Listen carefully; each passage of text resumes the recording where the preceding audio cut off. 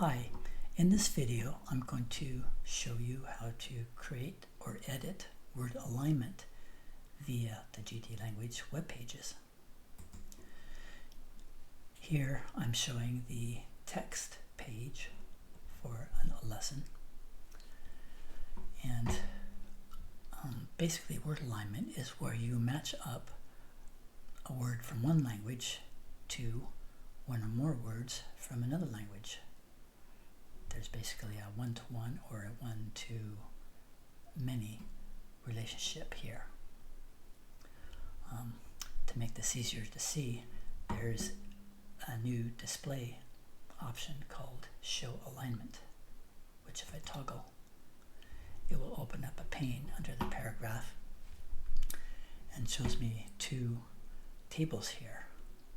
One for the target alignment, that is how the Japanese maps to the English, and one for the English, vice versa.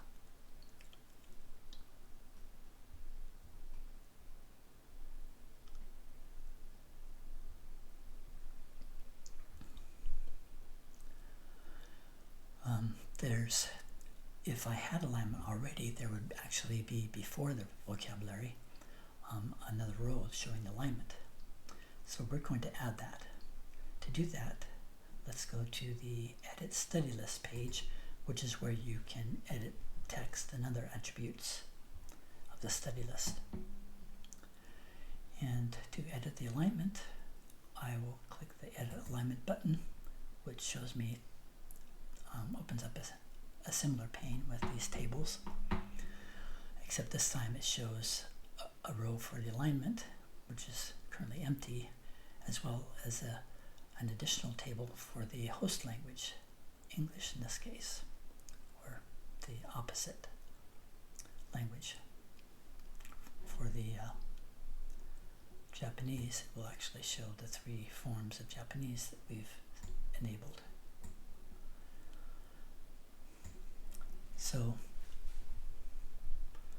to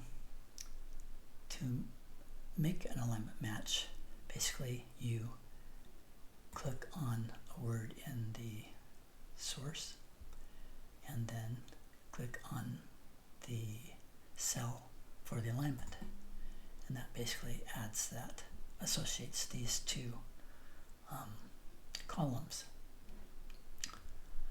Now, and this changes to yellow, meaning that you've used this word. Now this is just it's temporarily filled in. To actually save this, you have to hit the save button, which generally you can wait until you're finished setting up the alignment.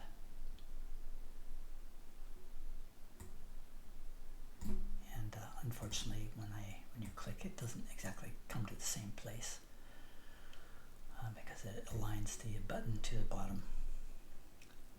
So let me just click this again, and you see that our alignment is still there.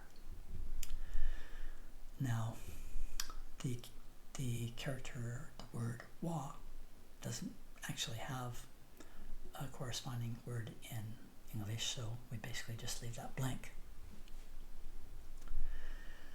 Now, here's where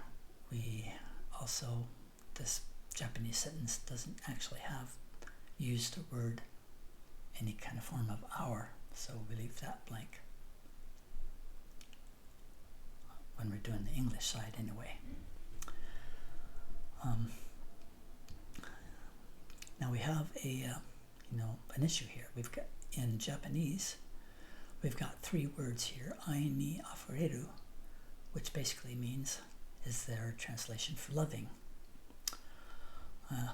Now that would be a many-to-one match, which unfortunately the word alignment doesn't support in this direction. However, we can go to the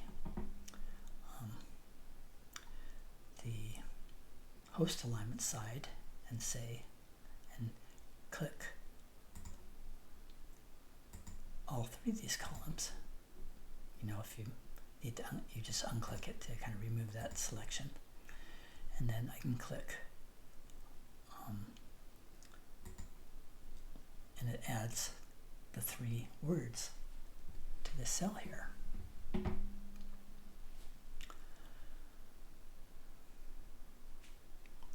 But I think I would find it better if I actually mapped the 3 words up here to loving. So I'm going to basically clear this out by hitting the clear. Well, actually I can do it here.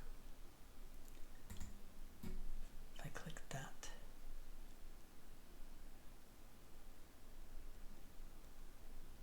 say delete word alignment, it's gone. Basically I was just editing a temporary copy, or you could hit cancel and kind of come back. What I'm going to do is make use of a phrase mechanism, where you can basically group multiple words into a phrase. So to do that, I'll select the 3 words I want here, and I'll scroll this down so I can, oh, I did see it. So I'll hit mark unmarked phrase, and now the table redisplayed, and this time the words are combined and they have kind of a darker shading to them. Oh, and I realized I got the wrong words. So let me click that again and say, or click mark unmark, basically undo what I did. I'll click the right columns now. I, ni, afureru, afureru, and click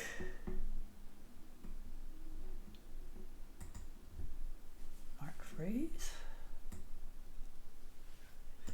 And now I've got the right words selected. We have a similar issue with heavenly, which means 10, no, 2 words in this case, so I'll do the same thing.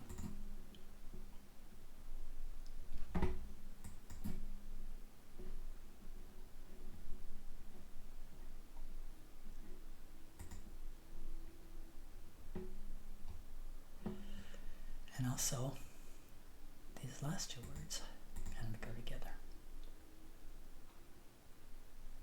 I think. I don't really know Japanese that well myself.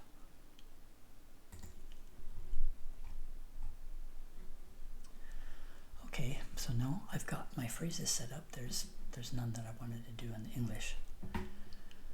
And so now I can go through and select loving, heavenly, Father, and is maps to de arareru.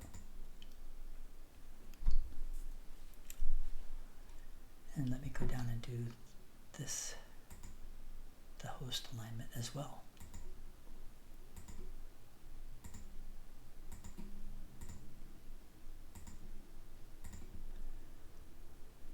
So I'm basically done setting the alignment for the sentence, so I'll say save. Now if I go back to the text page, we can see that we have this extra row here with the alignment. And if you don't want the English vocabulary, which can be kind of long, you can toggle it here. But probably it's useful, so I keep it on.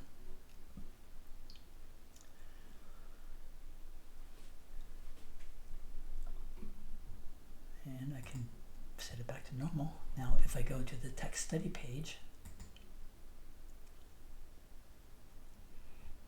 it's going to have to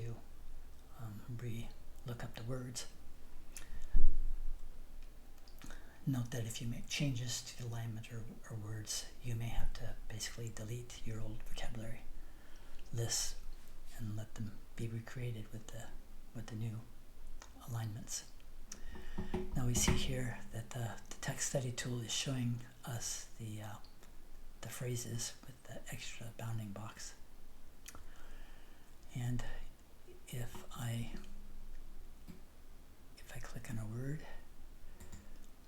紙 it basically, if the word wasn't already in before your vocabulary list, it will include the alignment word in the definition, which is why you see just a single word here. Like you can still click an individual word,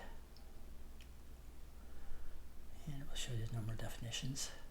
And you can also click a phrase, 愛にあふれる which shows our loving.